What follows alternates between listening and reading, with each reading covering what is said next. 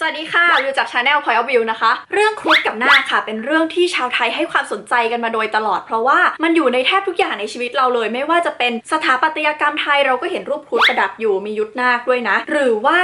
เราไปวัดเราก็เจอบันไดนาคเราดูพระราชพิธีพบครุฑกับนาคเต็มไปหมดเลยเราเห็นตราแผ่นดินก็เห็นตราครุฑเราดูละครเรื่องนาคีก็ยังไปเจอนาคอีกใช่ไหมแม้ว่าเราจะเคยเล่าเรื่องนี้กันมาแล้วแต่คิดว่าควรจะมาอัปเดตกันนิดนึงเพื่อให้ละเอียดแล้วก็กระชับยิ่งขึ้นค่ะดังนั้นจึงขอเอาเรื่องนี้มาเล่าซ้ำอีกรอบเลยโดยเวอร์ชันที่วิวจะนำมาเล่าวันนี้นะคะมาจากเล่มนี้ภารตานิยายของอาจารย์ศักดิ์ศรีแย้มรัตดานะคะเป็นนิยายโรแมนติกจากคลังวรรณกรรมโบราณซึ่งในเล่มนี้มีปัญหานิดนึงคืออ่านเล่นได้สนุกแต่ว่าถ้าจะเอาไปอ้างอิงทางวิชาการเนี่ยนะคะบางทีอาจารย์ศักดิ์ศรีเขียนไว้เพื่อให้อ่านเล่นสนุกค่ะไม่ได้เขียนเพื่อให้อ้างอิงดังนั้นมันก็เลยจะปะปนกันระหว่างที่มาจากปุราณะที่มาจากมหาภารตะที่มาจากคัมภีร์พระเวทมากมายนะคะก็เลยอาจจะต้องไปตามอ่านในพระเวทตามอ่านในปุราณะหรือว่าตามอ่านในมหาภารตะนิดนึงว่าเวอร์ชันนั้นๆมาจากที่ไหนค่ะเรื่องครุฑกับนาคที่จะเล่าต่อไปนี้เท่าที่ลองอ่านดูและสันนิษฐานนะคะคิดว่ามาจากมหาภารตะเป็นหลักค่ะโดยอาจจะมีปุราณะเสริมเล็กๆน้อยๆนะคะไปฟังกันเลยดีกว่า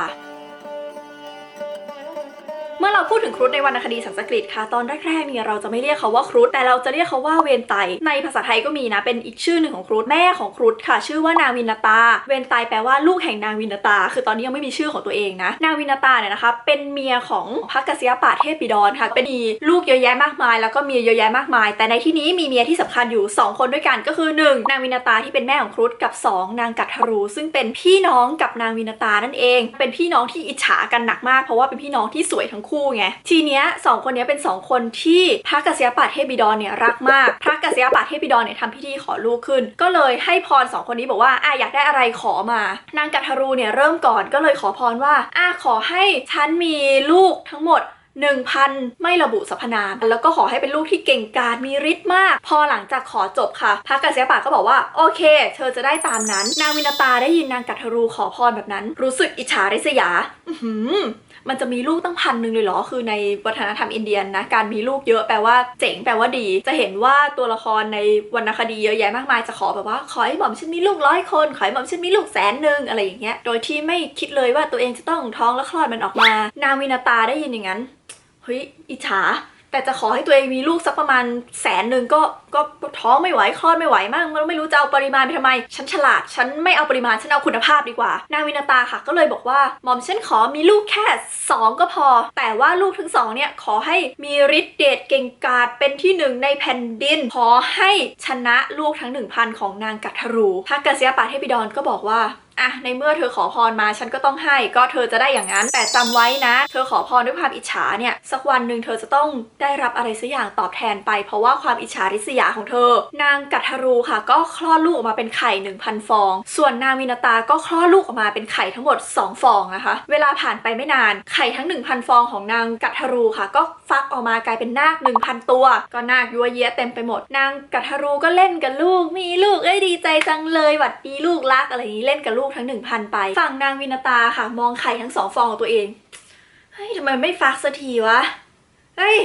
ผ่านไป100 ปีแล้วก็ยังไม่ฟัก200 ปีก็ยังไม่ฟัก300 ปีก็ยังไม่ฟักอีกจนกระทั่งเวลาผ่านไป500 ปีค่ะนางวินตาทนไม่ไหวแล้วแบบโอ๊ยไข่2 ฟองนี้เมื่อไหร่มันจะฟักสักทีฉันทนไม่ไหวแล้วดูอีกกัทธรูเล่นกับลูกมา500 ปีแล้วเนี่ยไม่มันพลาดอะไรหรือเปล่าไข่ฟองหรือเปล่าเนี่ยสุดท้ายค่ะนางวินตาทนไม่ไหวก็เลยเข้าไปที่ไข่ทั้ง2 ฟองแล้วก็ทุบฟองนึงออกมาพอทุบลงไปเนี่ยปรากฏว่าภายในไข่ก็เป็นลูกที่กำลังฟอร์มตัวอยู่เพิ่งฟอร์มตัวมาครึ่งบนครึ่งล่างยังไม่มีตัวเลยคือด้วยความที่เป็นผู้ที่มีบุญมากขอไว้ว่าให้เป็นผู้ที่มีบุญมีพละกำลังมีนู่นมีนี่ลูกก็ลอยออกมาครึ่งตัวแล้วก็โกรธมากแบบแม่ทำแบบนี้กับผมได้ยังไงแม่เกือบทำให้ผมตายแล้วรู้ไหมนี่ดีนะว่าผมฟอร์มตัวเองขึ้นมาแล้วครึ่งตัวผมก็เลยรอดมีชีวิตขึ้นมาได้อิจฉามากใช่ไหมกัทธรูผมขอสาปแม่ให้แม่ตกเป็นทาสรับใช้ของนางกัทธรูเป็นไงสะใจไหมปรากฏว่าหลังจากสาปแม่ตัวเองไปเสร็จลูกที่เพิ่งเกิดมาก็เริ่มรู้สึกผิดนิดนึงว่าแบบ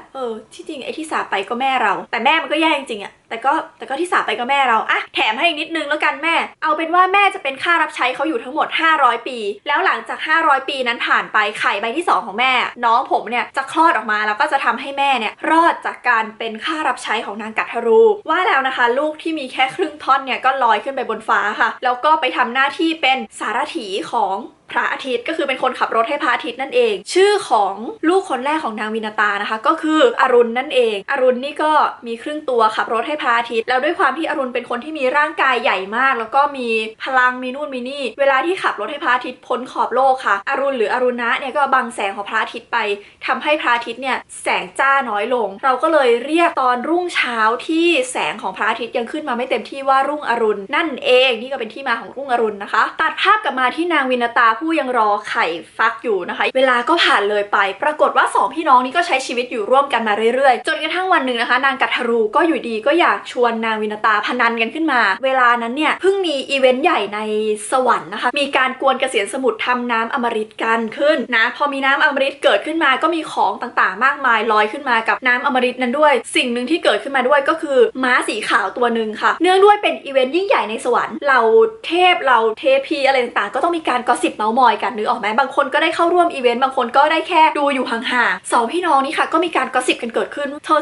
ได้ยินข่าวเรื่องม้าที่มันออกมาจากน้ำอมฤตไหมพนันกันป้าว่าม้าสีอะไร2คนนี้ก็เมาส์กันแซดไปแซดมาใช่ไหมพอตกลงว่าจะพนันกันเนี่ยนางวินาตาค่ะมั่นใจมากเฮ้ยแกฉันอะเคยเห็นมันไกลๆอีม้าตัวเนี้ยฉันรับประกัน 100% เลยอีม้าตัวนี้จะต้องเป็นม้าสีขาวตั้งแต่จมูกจดปลายหางเลยรับรองว่าขาวจั๊วนางกัทรูค่ะได้โอกาสเกลียดนางวินาตาแล้วก็เลยบอกว่าพนันกันเอาเปล่าถ้ามันเป็นสีขาวล้วนตั้งแต่หัวจนถึงหางจริงนะฉันจะยอมเป็นทาสแกไปจนตายเลยส่วนฉันน่ะขอเดาว่าอีม้าตัวเนี้ยตั้งแต่หัวจนตูดเนี่ยมันเป็นสีขาวแต่ว่าหางมันน่ะต้องเป็นสีดำสนิทแน่ๆเลยถ้ามันเป็นแบบนั้นนะเธอจะต้องมาเป็นทาสฉันคือนางวินาตาโดนลูกสาปไปแล้วว่าจะไปเป็นทาสพนันกันว่าจะเป็นทาสก็ไม่ควรตกปากรับคำแต่ด้วยความที่เกลียดแล้วก็มั่นใจว่าฉันเคยเห็นอีม้าตัวนี้มาแล้วยังไงแกก็ต้องมาเป็นทาสฉันก็เลยตกปากรับคำโอเคแน่นอนพนันกันเลยพรุ่งนี้ไปดูอีม้านี่กันถ้าเกิดมันเป็นสีขาวแต่หัวจดเท้านะแกมาเป็นทาสฉันคือนางกัทรูรู้อยู่แล้วแหละว่าอีม้านี่มันก็ขาวจั๊วแหละแต่ทำไมฉันต้องยอมด้วยล่ะนางกัทรูค่ะก็เลยไปหา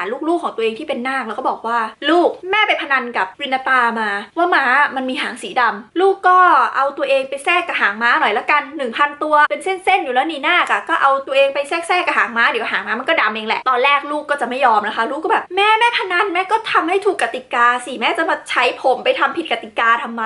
เดี๋ยวผมก็ซวยหรอกอะไรอย่างนี้แต่ว่านางกัทรูโกรธลูกตัวเองมากที่ไม่ยอมให้ความร่วมมือก็เลยมีการพยายามสาปลูกนู่นนี่นั่นไปนะคะสุดท้ายลูกก็เลยใจอ่อนแล้วก็ยอมค่ะวันรุ่งขึ้นนะคะณที่พนันนางกัทรูกับนางวินาตาก็เดินไปดูม้าด้วยกันปรากฏว่าไปดูเสร็จเฮ้ยม้ามันสีขาวหางดำจริงๆด้วยเพราะว่านางกัทรูวางแผนเอาไว้เรียบร้อยไงนึกออกใช่ไหมนางวินาตาค่ะก็เลยตกเป็นทาสของนางกัทรูตามที่ลูกสาปเอาไว้นะคะก็เป็นทาสมาเรื่อยๆจนกระทั่งเวลาผ่านไป500 ปีค่ะไข่ฟองที่2ของนางวินาตาที่ฟูมฟักมารวมเวลาเป็น1,000 ปีเนี่ยในที่สุดก็ฟักออกมาสักทีซึ่งตอนที่ไข่ฟักออกมาเนี่ยนะคะก็มีพญานกตัวหนึ่งลอยขึ้นมา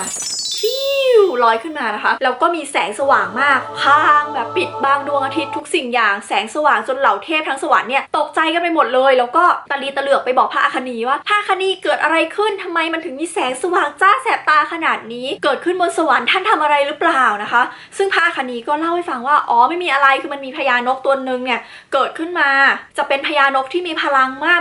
กว่าพวกเราทั้งหมดอีกนะก็เป็นลูกของพระกษียปาเทพบิดรบูชาเขาดีๆแล้วกันอย่าไปทำให้เขาโกรธนะเหล่าเทพก็เลยวิ่งไปหาพญานกที่เพิ่งเกิดค่ะแล้วก็บูชาแล้วบอกว่าโอ้ท่านพญานกผู้ยิ่งใหญ่ข้าแสบตาไปหมดแล้วทนไม่ได้ทำยังไงดีพญานกที่เพิ่งเกิดนะคะก็เลยสงสารเหล่าเทพก็เลยลดความสว่างของตัวเองลงประมาณ1,000 เท่าทำให้ทุกคนสามารถเห็นร่างกายอันสวยงามของมันได้ในที่สุดค่ะหลังจากฉากเกิดอันยิ่งใหญ่อลังการของครุฑนะคะปรากฏว่าครุฑก็ไม่ได้ปลดแอกอะไรไม่ได้ทำอะไรให้แตกต่างไปนะคะเพราะว่าแม่เป็นทาสลูกก็เป็นทาสในเรือนเบี้ยนึกออกใช่ไหมก็รับใช้นางกัทรูกับเหล่านาคมาเรื่อยๆจนกระทั่งถึงวันหนึ่งค่ะพญานกก็รู้สึกว่าเฮ้ยฉันก็เป็นพญานกที่ยิ่งใหญ่ตอนฉันเกิดเหล่าเทพมาเคารพบูชาฉันทำไมฉันต้องไปรับใช้อีเหล่านาคพวกนี้ด้วย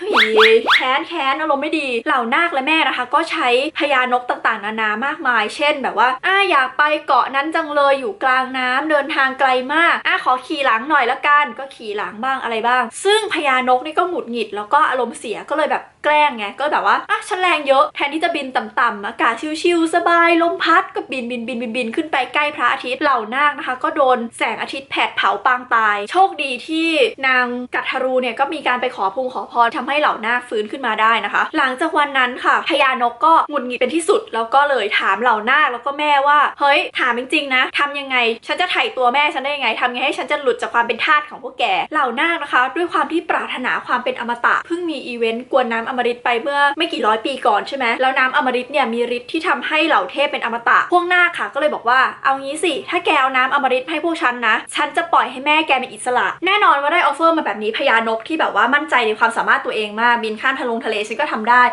ก็ต้องรับออฟเฟอร์นี้ค่ะพญานกก็เลยทำการเตรียมตัวเองด้วยการถามแม่ว่าแม่จะบินทางไกลเนี่ยทำไงดีต้องหิวต้องเหนื่อยแน่ๆเลยหาอะไรกินได้ไหมนะแม่ก็แนะนำว่าให้ไปกินพวกนิสาที่เป็นคนเถื่อนบ้างอะไรบ้างก็ไล่กินไปพญานกก็ยังไม่อิ่มก็เลยไปถามพ่อซึ่งเป็นพระกัสสยปะเทพบิดรค่ะว่ากินอะไรดีอะพ่อคือหิวเดี๋ยวจะต้องเดินทางไกลนะคะพ่อก็แนะนำบอกให้ไปยินสัตว์ประหลาด2ตัวนั้นสิที่เป็น2ตัวใหญ่ระหว่างทางค่ะพญานกบินพับไปเกาะที่กิ่งไทรกิ่งนึงเพื่อจะไปหาว่าจะกินอะไรดีนะคะปรากฏว่าด้วยความที่ตัวหนักมากเป็นพญานกที่ยิ่งใหญ่มากนะคะก็เลยทำให้กิ่งไม้ค่ะหักเปาะลงมาขณะที่กิ่งไม้กำลังจะตกพื้นพญานกก็ก้มลงไปดูข้างล่างแล้วพบว่าเฮ้ยไอ้ใต้กิ่งไม้มันมีฤาษีจิ๋วอยู่คือมันมีฤาษีตัวจิ๋วเผ่าพันธุ์หนึ่งนะคะเกาะอยู่ใต้กิ่งไม้เต็มไปหมดเลยเกาะกับหัวอยู่แบบว่าห้อยหัวอย่างนี้เพื่อสวดมนต์ภาวนาอะไรสักอย่างนะพญานกด้วยความที่เป็นคนเคารพพระฤาษีมากก็เลยไม่ยอมให้กิ่งไม้ตกพื้นค่ะแต่ว่าเกี่ยวกิ่งไม้ไว้แล้วก็บินพับเอาไว้คาไว้อย่างนั้นแล้วก็ไม่รู้จะทำไงก็เลยเอาทั้งกิ่งไม้เนี่ยเหาะกลับไปหาพ่อแล้วก็บอกว่าพ่อทำไงดีผมทำกิ่งไม้ที่ฤาษีกำลังเข้าฌานอยู่หักแต่ว่าจะปล่อยก็เดี๋ยวฤาษีตายจะเอาไปวางก็เดี๋ยวฌานฤาษีพังพ่อก็เลยช่วยคุยกับฤาษีให้บอกว่าท่านฤาษีทั้งหลายขอโทษจริงๆลูกข้าไม่เห็นท่านก็เลยไปทำกิ่งไม้หักเข้าแต่ว่าไม่อยากให้ท่านตายก็เลยต้องเกาะค้างไว้อย่างเงี้ยยังบินพับอยู่กลางอากาศเลยเหล่าฤาษีนะคะก็ให้อภัยกับพญานกนะคะแล้วก็ออกจากฌานมาแล้วก็ให้พรบอกว่าอ้าวพญานกเจ้าเป็นคนที่ดีมากที่ไม่ยอมทำให้เราตายเราขอตั้งชื่อเจ้าว่าครุฑแปลว่าผู้รับภาระอันหนักหลังจากนี้ก็จะคล่องปากแล้วไม่ต้องเรียกว่าพญานกแล้วเรียกครุฑได้ในที่สุดนะพูดพญานกมานานรู้สึกนกหลังจากอีเวนต์นั้นค่ะครุฑก็ไปหาอะไรกินหาอะไรไปตามเรื่องตามราวนะคะเสร็จแล้วก็พอมีแรงพอแล้วก็เลยบินพับขึ้นสวรรค์ไปค่ะเพื่อที่จะไปเอาน้ำอมฤตระหว่างทางก็มีพวกเทพพวกอะไรมากั้นเต็มไปหมดเลยเพราะว่าเหล่าเทพก็รู้ว่าพญาครุฑเนี่ยจะมาแย่งน้ำอมฤตไปซึ่งน้ำอมฤตเนี่ยมันเป็นแหล่งที่ทำให้เทพเนี่ยเป็นอมตะทำไมฉันถึงจะต้องยอมให้คนอื่นมาแย่งก็พญามากั้นบ้างอะไรบ้างพญาครุฑนะคะก็กระพือปีกใส่พับ2ทีก็ลมปิวเทพกระจายจนกระทั่งในที่สุดค่ะพญาครุฑก็ไปได้หม้อน้ำอมฤตมาแล้วก็ยกมาปุ๊บเสร็จปุ๊บค่ะระหว่างทางดันไปเจอพระนารายณ์หรือว่าพระวิษณุเข้าก็มีการเจรจากันเกิดขึ้นนะคะพระนารายณ์ก็บอกว่าเฮ้ยพญาครุฑเรารู้ว่าเจ้าจะเอาน้ำอมฤตนี้ไปไถ่ตัวแม่เรารู้ว่าเจ้าไม่ได้คิดจะกินหรอกแล้วเจ้าก็จะไม่ให้หน้ากินด้วยใช่ไหมดังนั้นเราจะให้พรเจ้าเพราะเรารู้ว่าเจ้าเป็นคนดีนะอยากได้พรอะไรขอมาคือพญาครุฑนะคะก็เลยขอพรไปบอกว่าขอแค่2อย่างเท่านั้นแหละไม่ขออะไรเยอะหรอกอย่างแรกคือขอเป็นพาหนะของพระนารายณ์แล้วกันด้วยความที่เคารพบูชาพระนารายณ์มากคือการได้เป็นพาหนะของพระเจ้านี่ก็ถือว่าเป็นภาระอันยิ่งใหญ่แล้วก็เป็นเกียรติอันยิ่งใหญ่นะส่วนข้อที่2ขอให้ข้าเป็นอมตะโดยที่ไม่ต้องกินน้ำอมฤตได้ไหมพระนารายณ์ก็บอกว่าโอเคด้วยความที่เจ้าเป็นคนดีข้ายอมนะเจ้าก็เป็นพาหนะของเราแล้วเจ้าก็เป็นอมตะไปด้วยเลยแล้วกันข้อ3ข้าแถมให้เกลียดนาคมากใช่ไหมเดี๋ยวหลังจากวันนี้เจ้าจะหลุดจากความเป็นทาสของนาคแล้วข้าให้พรเพิ่มอีกข้อหนึ่งขอให้เจ้าสามารถกินนาคเป็นอาหารได้สามารถซัดมันได้ทั้ง 1,000 ตัวเลยขอไว้แค่2ตัวเท่านั้นแหละที่อย่าไปทำอะไรเขาเลยเพราะเขาเคารพและบูชาเราก็คือพญานาคเสสะหรืออีกชื่อหนึ่งก็คือพญาอนันตนาคราชที่เราเอามานอนเป็นบัลลังก์อยู่ที่เกษียณสมุทรกับอีกตัวหนึ่งก็คือพญานาควาสุกรีที่เป็นใหญ่อยู่ในบาดาลนะโอเคไหมพญาครุฑก็บอกว่าโอเคขอบคุณมากว่าแล้วก็บินพับต่อไประหว่างทางค่ะก็ไปเจอพระอินทร์อีกพระอินทร์นี่ก็เป็นใหญ่ในหมู่เทพใช่ไหมแล้วก็เป็นคนคุมน้ำอมฤตไว้ก็ไม่ยอมพญาครุฑเจ้าจะมาเอาน้ำอมฤตของเราไปไม่ได้เราจะสู้กับเจ้าปรากฏว่าพระอินทร์เนี่ยก็วิ่งตามพญาครุฑมาแทะใช่ไหมวิ่งตามมาถึงก็เอาอาวุธของตัวเองหรือว่าวัชระคือสายฟ้าเนี่ยนะเคลื่องใส่พญาครุฑดังตุ้มไม่กระทบกระเทือนอะไรเลยพญาครุฑก็หันไปแล้วก็บอกว่านี่รู้ป่าว่าเห็นใจนะในฐานะเจ้าสวรรค์ถ้าเกิดสมมติว่าข้ากระพือปีกใส่พับเหมือนเทพคนอื่นแล้วท่า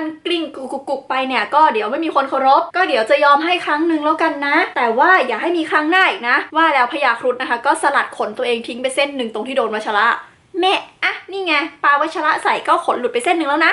โอเคหรือเปล่าพระอินทร์นะคะก็เลยรู้ตัวเองสู้พญาครุฑไม่ได้แล้วก็ยอมมาขอขมาค่ะแล้วก็บอกว่าขอโทษไม่ได้ตั้งใจนะทำยังไงดีซึ่งพญาครุฑนะคะก็เลยทำข้อตกลงกับพระอินทร์ค่ะบอกว่าเนี่ยที่เอาน้ำอมฤตไปไม่ได้คิดจะกินหรือเอาไปให้นาคกินเลยเข้าใจปะแค่จะเอาไปไถ่ตัวแม่ท่านก็แอบตามมาแล้วกันแล้วเดี๋ยวพอเอาน้ำอมฤตวางปุ๊บนาคปล่อยแม่ปุ๊บท่านก็รีบขโมยน้ำอมฤตแล้วกลับไปเลยนาคมันก็จะได้ไม่ได้กินน้ำอมฤตไงตกลงหรือเปล่าซึ่งพระอินทร์ก็ตกลงนะคะส่วนสาเหตุที่พระอินทร์เนี่ยแพ้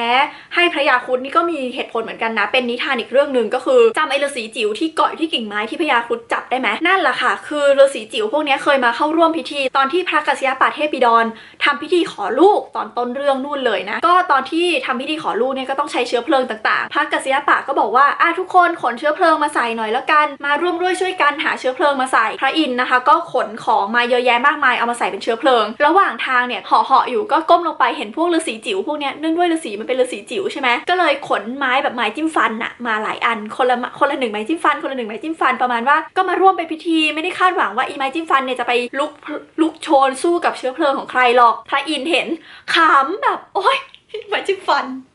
แบกได้แค่นี้จะมีประโยชน์อะไรก็ไปขำเยาะเย้ยเขาก็เลยโดนฤาษีพวกนี้สาปเขาให้ค่ะบอกว่าแกขำฉันใช่ไหมได้พระกัสสยปะทำพิธีขอลูกใช่ป่ะนี่แหละลูกที่เกิดมาจะชนะแกแล้วแกจะแพ้แล้วหลังจากนั้นจะไม่มีใครเคารพนับถือแกอีกเลยนะคะซึ่งลูกที่ทำพิธีขอตอนนั้นก็คือตรงกับตอนที่นางวินตามาขอให้มีลูก2คนพอดีนะก็ทำให้พระอินทร์ก็ต้องพ่ายแพ้ให้กับครุฑนั่นเองตามคำสาปแล้วนอกจากนั้นนะคะหลังจากนั้นพระอินทร์ก็ไม่มีใครเคารพนับถืออีกแต่ก่อนพระอินทร์เนี่ยก็เป็นเทพที่มีคนเคารพนับถือมากหลังจากนั้นพระอินทร์ก็ไปเจอดราม่าต่างๆมากมายทำให้โดนคนหัวเราะเยาะถล่มทลายไปแพ้อินทรชิตไปนู่นไปนี่เยอะแยะมากมายซึ่งเดี๋ยวจะเล่าในโอกาสถัดไปค่ะตัดภาพมาที่พญาครุฑได้น้ำอมฤตมาแล้วตกลงเซ็นสัญญากับพระอินทร์มาแล้วเซ็นสัญญากับพระนารายณ์มาแล้วพญาครุฑก็หอบน้ำอมฤตค่ะเห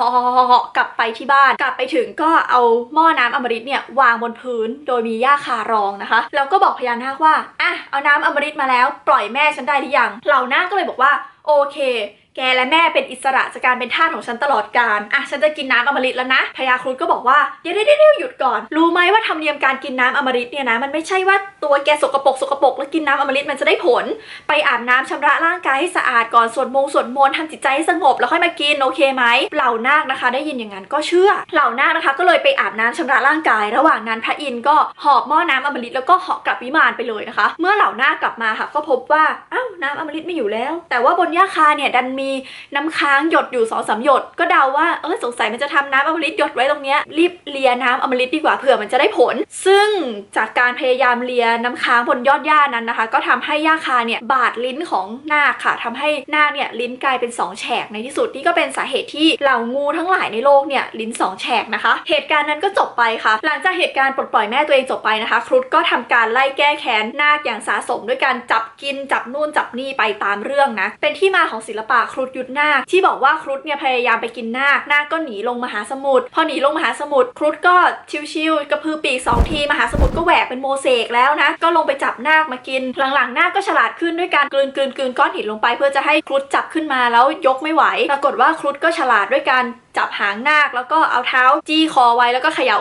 าเพื่อให้หินมันออกจากปากนะคะก็เลยเป็นที่มาของสัญลักษณ์ครุฑยุทธนาคแบบท่านี้นี่คือการเขย่าหินนั่นเองจนกระทั่งในที่สุดวันหนึ่งเหล่านาคก็ไม่ไหวแล้วแบบครุฑมันไล่กินล้างกินผลาญจะหมดตระกูลอยู่แล้วเนี่ยทำยังไงดีก็เลยหนีไปหาพญาวาสุกรีที่อยู่ที่บาดาลนะคะบอกว่าช่วยด้วยพญาวาสุกรีก็ไม่รู้จะทำยังไงเพราะว่าพระนารายณ์เนี่ยตกลงไปแล้วบอกว่าให้เหล่านาคเป็นอาหารของครุฑก็เลยทำสัญญาดีลกับครุฑค่ะบอกว่าขออย่างนี้ได้ไหมเลิกไล่ผลาญกินนาคสักทีเอางี้เดี๋ยวจะทำพิธียกนาคให้วันละตัวไปกินละกันแต่ว่าอย่ามาไล่จับเองอย่างนี้เลยเดี๋ยวนาคมันสูญสิ้นเผ่าพันธุ์ไปหมดนะซึ่งพญาครุฑก็ตกลงค่ะหลังจากนั้นก็เลยไม่มีการไล่จับนาคแบบนั้นอีกซึ่งจริงๆนาคมี1,000 ตัวกินไปตอนแรกก็น่าจะเป็น100แล้วนะให้วันละตัวปี2 ปีก็หมดแล้วปะก็ไม่รู้เหมือนกันนะคะเอาเป็นว่าสมัยก่อนมันคงมีออกลูกออกหลานกันอีกนะก็คงไม่หมดง่ายๆหรอกก็จบไปแล้วนะคะสำหรับเรื่องเกี่ยวกับพญาครุฑแล้วก็นาคค่ะถือว่าเป็นดราม่าระดับเทพอีกอันหนึ่งที่เรามาเล่ากันในชาแนลนี้แล้วกันนะคะส่วนข้อคิดของเรื่องที่ไม่มีมานานแล้วก็ติดตามชมตอนจบของคลิปวิดีโอแล้วกันค่ะใครที่ชื่นชอบคลิปนี้นะคะก็อย่าลืม กดไลค์เป็นกำลังใจให้วิวแล้วก็กดแชร์เพื่อชวนเพื่อนๆมาดูด้วยกันค่ะไม่อยากพลาดคลิปวิดีโอใหม่ๆนะคะอย่าลืมกดปุ่ม subscribe ค่ะหลังจากกดปุ่ม subscribe แล้วอย่าลืมกดปุ่มกระดิ่งเล็กๆที่อยู่ด้านข้างด้วยกันนะคะมันจะได้แจ้งเตือนทุกครั้งเลยที่วิวอัพคลิปวิดีโอใหม่ๆค่ะแล้วพบกันใหม่โอกาสหน้านะคะบ๊ายบายสวัสดีค่ะข้อคิดของเรื่องนี้นะคะก็คือเวลารู้ตัวว่าโดนสาปอะไรก็อย่าไปซ่านึกออกไหมนางมินาตาโดนสาปไปว่าจะเป็นทาสก็ยังไปพนันกับเขาอีกว่าถ้าแพ้เป็นทาสพระอินทร์โดนสาปไปว่าจะแพ้ลูกของพระกษิยปะก็ยังไปสู้กับลูกของพระกษิยปะเก็ตปะคือโดนสาปอะไรไว้ก็จำคำสาปตัวเองดีๆแล้วก็อย่าไปทำตามนะส่วนใครที่สงสัยว่าแบบเฮ้ยเคยฟังเรื่องมามันไม่เหมือนแบบนี้เลยพระนารายณ์ก็สู้กับพญาครุฑไม่ใช่หรอไม่ได้ตกลงกันแบบนี้นี่ไม่เห็นเหมือนที่พี่เล่าเลยอะไรอย่างนั้นนะคะก็ขอบอกว่าเรื่องพวกนี้มันมีหลายเวอร์ชันนะคะอาจจะเป็นคนละเวอร์ชันที่ฟังกันมาอันนั้นอาจจะเป็นเวอร์ชันปุราณะบ้างอะไรบ้างก็ว่ากันไปค่ะแต่เวอร์ชันที่เล่าวันนี้เป็นเวอร์ชันของมหาภารตะนะคะถ้ายังงงอยู่ก็ลองไปฟังคลิปวิดีโออีกคลิปหนึ่งที่เล่าไว้ค่อนข้างนานแล้วนะว่าทำไมเรื่องที่ได้ยินได้ฟังมาหรือเรื่องที่วิวเล่าไม่เหมือนกันเลยค่ะ